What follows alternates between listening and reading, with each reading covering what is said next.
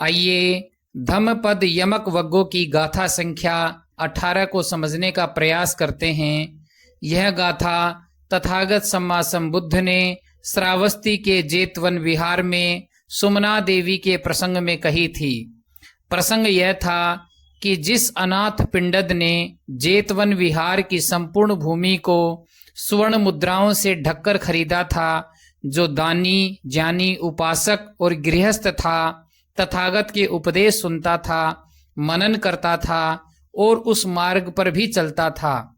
उसकी एक सुयोग्य पुत्री थी, वह भी पिता की भांति ज्ञानवती और धर्मनिष्ठ थी। तथागत के बुद्ध, धम्म और संघ का गमन करती थी।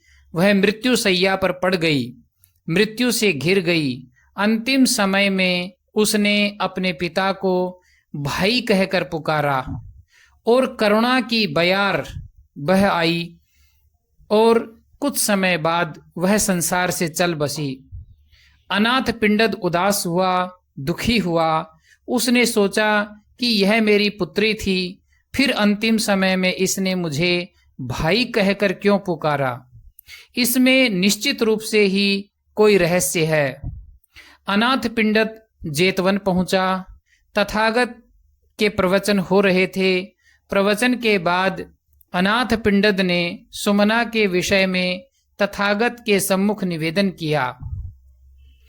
तथागत ने अनाथ पिंडद और भिक्षुओं को समझाया कि सुमना धर्मनिष्ठ थी, त्यागी थी। उसके राग, द्वेष और मोह क्षीण हो गए थे, उसके क्लेश निरस्त हो गए थे।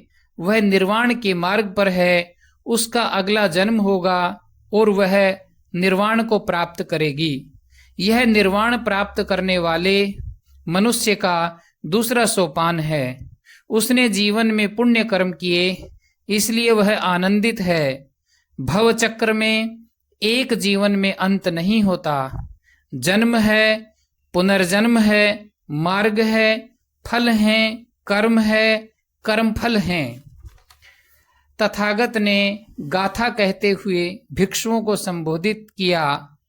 ईधनंदति पेच्चनंदति कत पुण्यो उभयत्थ नंदति पुण्यं मे कतंक्ति नंदति भियो नंदति सुगतिंगतो।